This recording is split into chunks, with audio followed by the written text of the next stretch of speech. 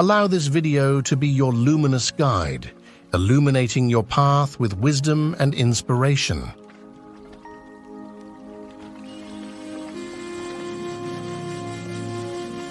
In modern medicine and modern science, there's a tendency to identify consciousness, mind, and brain, make mind a function of the brain, consciousness a function of the mind, and to treat them chemically and to alter them chemically, and that well-being is good chemistry of the brain, higher consciousness is good chemistry of the brain, and unhappiness is bad chemistry of the brain. Nobody's responsible, but we need to change the chemistry to make it better. Now, in the yogic thought, brain, mind, and consciousness are three different things, but they're related at a certain level. So my question to Sadhguruji is the nature of brain, mind, and consciousness, how we can use the brain and mind in the proper way without getting stuck in them, and a model of healing that is based on more consciousness than brain chemistry. In the yogic sciences, there is no such thing as brain. Brain is just body. Like there is a heart, like there's a liver, there is a brain, it's just body. I think this overly exaggerated sense of what is brain is coming because, as I mentioned it in the morning hour here, our education systems have become purely intellectual. We think intellect is everything. Let me… I will try to say it in a very brief way. When you say something very complex in a brief way, there will be holes in it. Please pick the holes if you find them, otherwise I'm okay. In the yogic system, we are looking at the human mind as 16 parts. These 16 parts are in 4 categories. The first one is buddhi. Buddhi means the intellect. Intellect, I'm asking you, do you want your intellect sharp or blunt? All of you must choose, I'm going to bless you. You want it sharp. So intellect is essentially like a knife. You use a knife to cut things open. This is the nature of the intellect. Whatever you give it, it will dissect. The entire modern science is coming out of human intellect. So everything is by dissection. If you give this flower to the scientist, they will rip it open and see. If you rip it open and see, yes, of course, there are many facts you will know about the flower, only thing is you won't have the flower after that.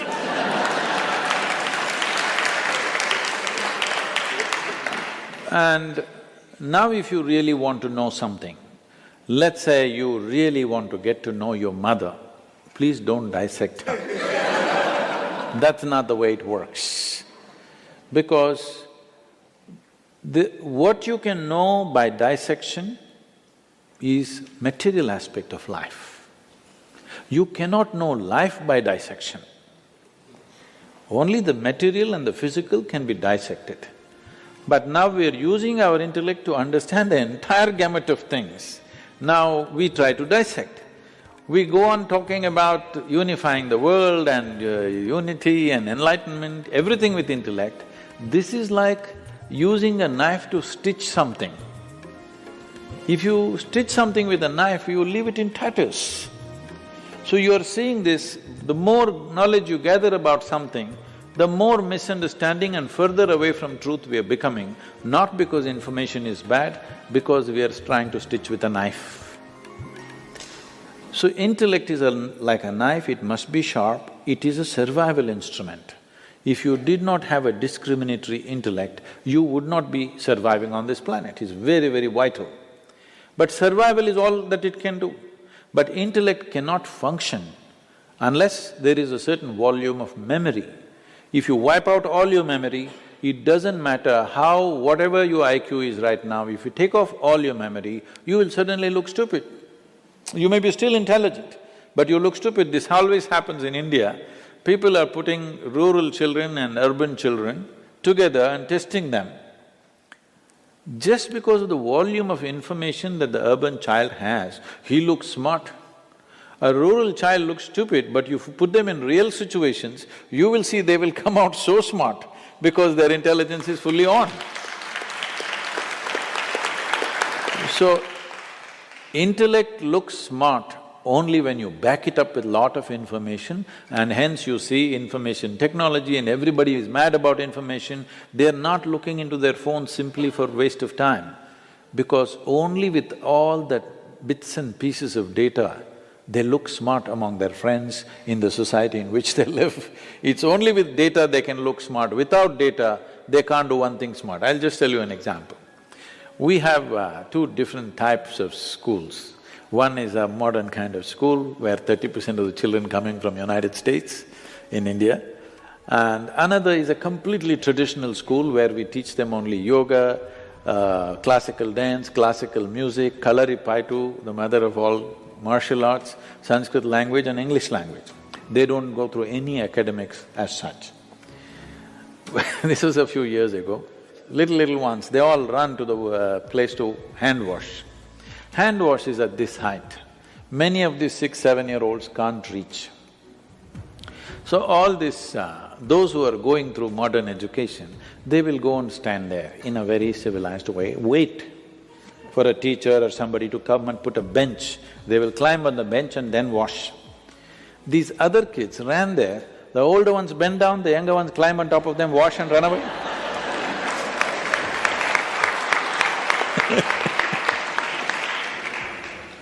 So, too much orientation towards intellect and the other dimensions of intelligence are completely uncultivated today.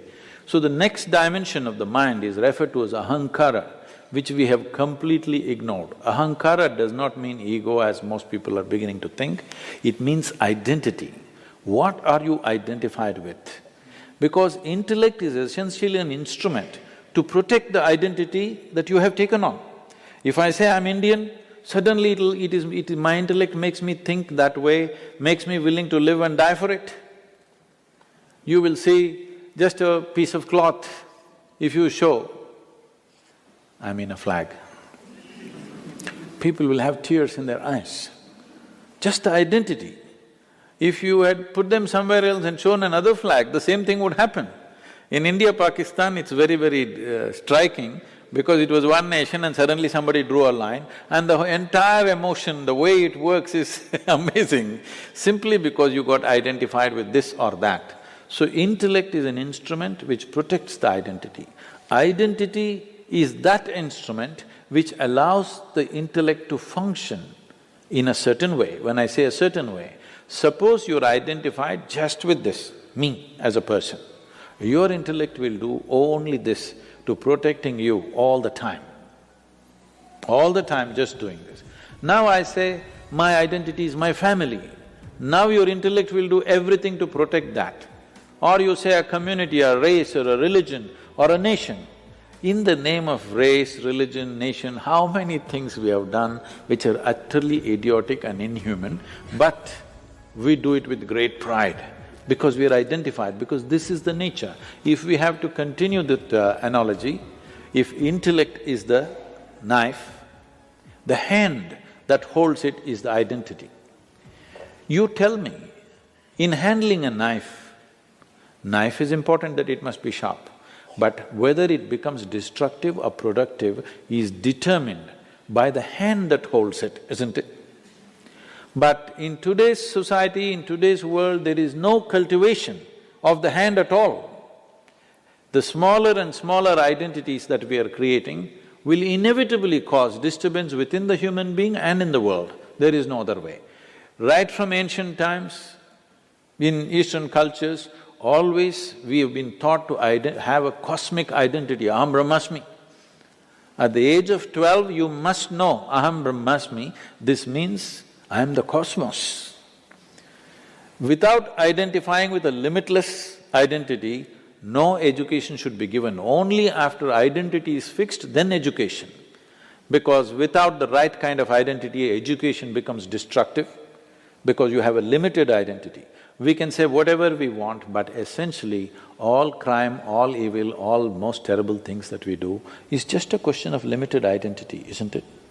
This is my way, that is your way, this is my country, this is your country, this is my religion, this is your religion. This is all it is. So without cultivating the identity, we are sharpening the knife. We have an unsteady hand, but we are sharpening the knife and arming it with memory. So the next dimension of the mind is called manas, which is a silo of memory. Here there are 8 dimensions of memory. This starts from elemental memory, atomic memory, evolutionary memory, karmic memory and conscious memory, unconscious memory, articulate memory, inarticulate memory. Like this, there are many states of memory. As we already looked at this body carries the memory of everything that's happened on this planet. If we pay enough attention, we can know simply by looking at this how evolution has happened. Only 150 years ago, Charles Darwin talked about evolution by studying life on the planet. But over 15,000 years ago, Adi Yogi spoke about how life evolved. He said first, almost every Indian person knows it but not conscious of it, is the 10 avatars. You must be studying much of it. The first one is fish or water life. Next one is amphibious. Next one is a mammal. Next one is half man, half animal. Next one is a dwarfed man. Next one is a full-grown man but volatile. Next one is a peaceful man. Next one is a loving man. Next one is a meditative man. Next one is supposed to be the mystical man. This is not one man's story. This is the evolution of life on this planet. So 15,000 years ago, somebody spoke about this by not looking into the microscope, but looking inward, because the entire evolutionary story is written here. So the yogic system is focused on this as to how to activate different dimensions of memory, because without that, with limited amount of memory, you are bound to act in immature ways. So if your intellect becomes super capable, then it's very, very important your identity is cosmic, limitless identity, and your memory is evolved, that all dimensions of memory are active. These 3 function in a certain way, some people have evolved it in certain ways, but largely it is happening in a very skewed way, too much of intellect and other things are very minimalistic. The 4th dimension of intelligence is referred to as chitta. This is a dimension of intelligence which is unsullied by memory. See, we must understand this. We are who we are only because of the memory that we carry. From the color of our skin to what we identify with, what we are, whether we are male or female or everything is a question of memory. It is the memory stored in this which is deciding all these aspects. Whether I am a human being or some other creature is also a question of memory. Memory is a tremendous possibility, but memory is also a limitation and a boundary. What is you and what is me is right now, the boundary of this is just memory. What I remember in my system and what you remember in your system is the boundary. So memory is also a boundary. Memory is the basis of all forms that have happened. There is a certain memory which creates patterns, which patterns in turn create physical forms. The way we are, the kind of form that we have taken is essentially out of the basic memory that is there. Never it got confused in the sense, suppose you and a cow every day start eating mangoes. Never it happens that one day by accident or by lapse of memory, the cow became human or you became a cow. Both of you eat the same food every day, but it will not happen because the memory is so strongly instilled at various levels. We are recognizing 8 different dimensions of memory. But chitta has no memory. No memory means no boundary, an intelligence beyond bounds. In the yogic culture, there is a mischievous way of expressing this. We say, if you touch your chitta, God will become your slave, because your intelligence becomes boundless, everything becomes within access. So, it is very important because this is the first time, we must understand this. This is the first time where our survival process is as organized as it is today. This is the first time that human beings have so much time to look at things. Otherwise, just putting the food together would take 24 hours. Once again, in affluent societies, we are going back to the same thing. As you said, in Montana, somebody has to work 3 jobs when so much land is there. Why do you need to do a job to make your food? No, because you want to buy it in Walmart. I'm saying we've just kind of twisted the entire thing. For the first time, our survival…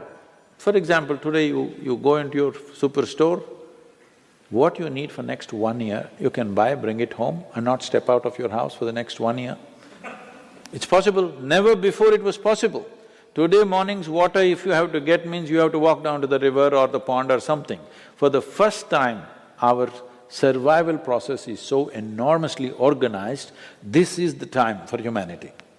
This is the time for humanity to explore deeper dimensions of life.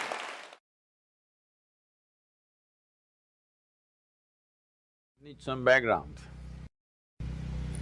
It is a fact that we have the most evolved neurological system compared to a worm, insect, bird, animal, anybody. But we also have a psychological process. Whatever your psychological process, your thought and emotion, is only happening because of a certain amount of information that you gathered, isn't it? Oh, you think she's a wonderful person, so certain kind of thought. Oh, you think she's not nice, another kind of thought. Oh, you think this is somebody else. With all this information, whatever you have gathered, whether it's right or wrong, it doesn't matter. The type of information you gathered determines the type of thought and type of emotion that you have, isn't it? This is one thing. If you teach human beings to understand your psychological process is entirely your drama. It's got nothing to do with reality, is it so? Your psychological drama has nothing to do with the reality here. 100 people can be sitting here and everybody in their own psychological space, and they're in 100 different worlds, they're not in this world. So, I have an empty head, nothing. So I'm in this world. So because I'm only in this world, I'm paying attention to everything. I have nothing going in my head. If I sit in one place, once in a way, when I take a break, 4 or 5 days, if I close myself up, I don't have a single thought in my mind. I don't read, I don't watch television, I don't write, I don't do anything, I don't even look out of the window. Not a single thought on my mind. Because psychological process is just a small drama which has gotten magnified simply because you've gotten so identified with it. It's like this. People always come up to me and say, Sadhguru, I want to meditate, but the thoughts are coming. I ask them, see, I will teach you another kind of meditation where your kidney function will stop, your liver function will stop, your heart function will stop. Are you interested? No, no, no. Then what, you want your brain function to stop? Why? See, when you sit and meditate, your kidney is functioning, liver is functioning, heart is functioning, you have no issue. Only if your brain functions, you have a problem. Yes? Why is that? Because you are not so identified with your kidney function, but you're super identified with your thought process and emotion. Because you're so identified with it, you think it's you. Because of that, now it has obliterated your experience of life.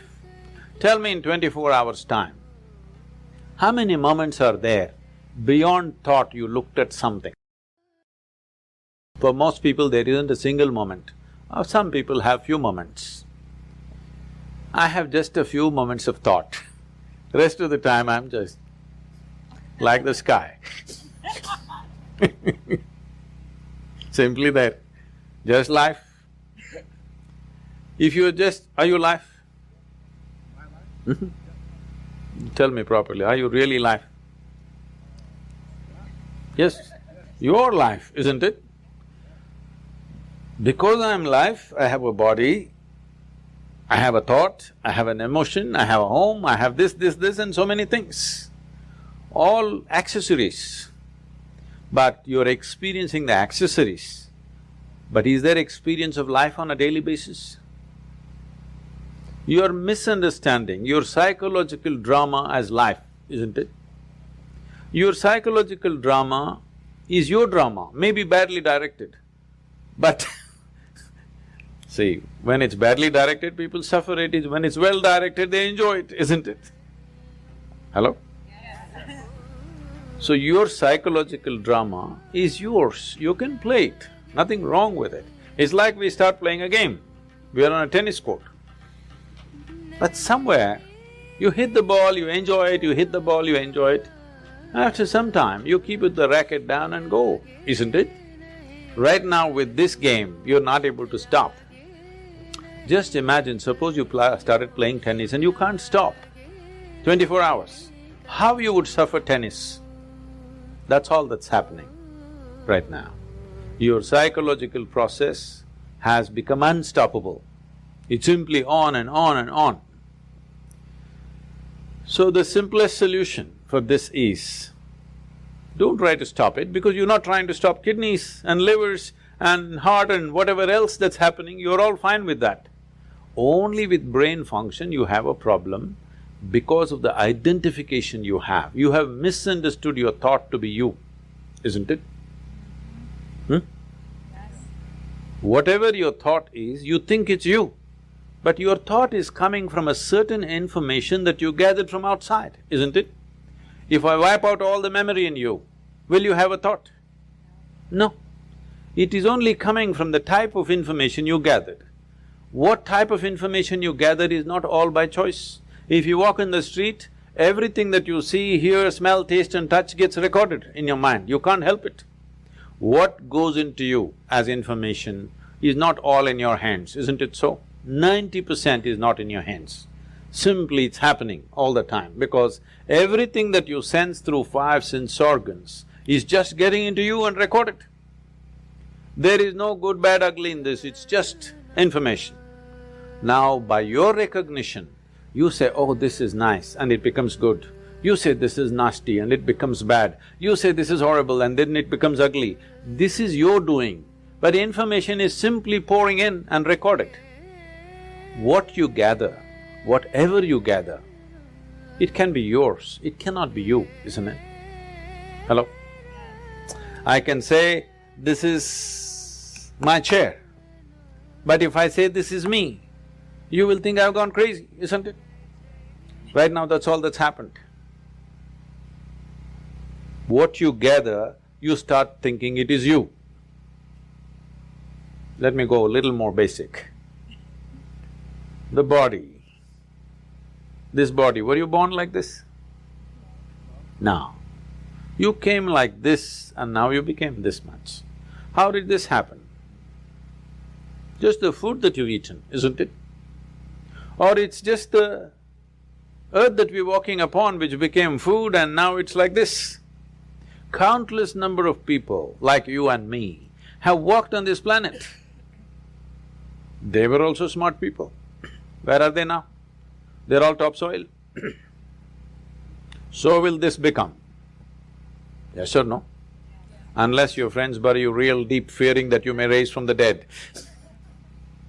Otherwise, this will also become topsoil. Well, we don't want to go today, but inevitably we go, isn't it? So this is just the soil which turned into food, we consumed this food and made it into this body. Or is it true that this body is an accumulation over a period of time? Hello? It is. What you accumulate can be yours. Can it ever be you? Whatever you accumulate, at the most you can claim it is mine. I will not dispute that right now, a day will come. But you cannot say it's me, isn't it? Whatever you accumulate can never ever be you. If this becomes a living experience for you, that what you have accumulated in the form of food and in the form of information, you clearly know this is not me, then you will become like me. simply looking at life as it is, without being influenced by anything, without being identified with anything. Simply life. Is that true? Fundamentally, you're just a life. Then you gathered a certain body, so we called you a man. Then you gathered some kind of stuff in you, so we called you this, that and everything. But essentially, are you just life? And is that the most important thing right now, that you're alive right now is the most important thing in your life? Is that so? Hello? Yes. But unfortunately, that's not in focus. Today, what I'm thinking has become more important than me being alive, isn't it? Hello? Yes. My little emotion has become more important than that I'm alive right now. See, today morning sun came up on time. Hello? Yes? Now, you're thinking it's okay, what about it? You know, some time ago, we were flying a helicopter in Tennessee. It was a nice warm day. So we pulled off the doors and we were flying a open helicopter because weather's good. We went up there and suddenly hit a cold front. All that happened is sun got really blocked out by cloud, so it became extremely cold. So cold we had no control, our hands are not steady on the control, so we decided to come down. As we're coming down, we just debating, suppose sun doesn't come up tomorrow, what will happen? Maybe in 3 months this will happen, 6 months that will happen, we're just guessing. Then I just came and did a little bit of research. If sun does not come up tomorrow, in 18 hours, everything that you know as life on this planet will be gone. Except a few microbial life deep down in the earth, everything else will be gone in 18 hours' time. Just now I gave you a fantastic information. Sun came up on time today morning. I want to hear appropriate noises at least. It's fantastic, it came up on time. And planet is spinning on time. Yes. You don't think it's good? No accidents in the solar system, one planet did not clash into another, all are sticking to their lanes. In the entire universe, not a single accident, everything is going fantastic in the universe and in the larger cosmos.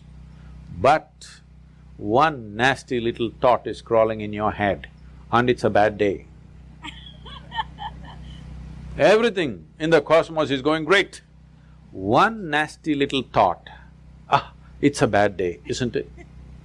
The problem is we have lost perspective as to who we are. In this cosmos, this solar system is a speck. Yes or no? It's like a speck. Tomorrow morning if the entire solar system evaporates, nobody will notice it. In that speck, planet Earth is a micro speck. In that micro speck, Los Angeles is a super micro speck. In that, you're a big man. That's a serious problem. This is your psychological drama, exaggerating things to a point where you think if you have one bad thought, the whole world is ruined. Because we've gotten identified with the thoughts that we generate, with the emotions that we create, not understanding it's our prerogative to create the kind of thought we want, the kind of emotion we want.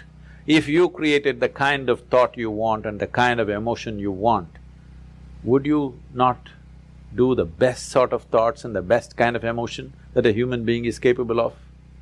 Yes or no? Then you would function at the peak of humanity. Right now, our own intelligence has turned against us. We don't need any external help. We're just doing fine by ourselves. Yes or no?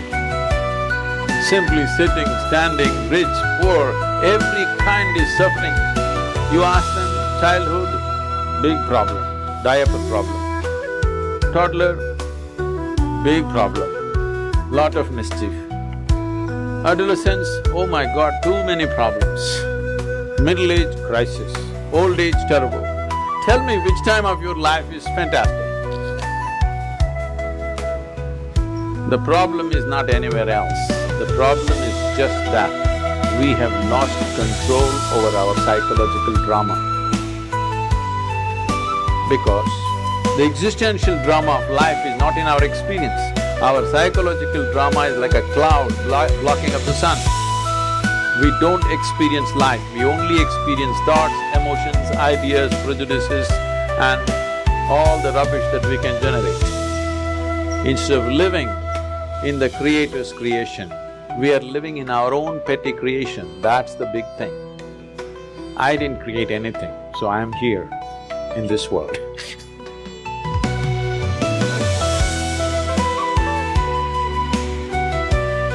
Continue your journey of self-discovery and consciousness expansion with us. Share this video to inspire others to join us on this journey of personal growth.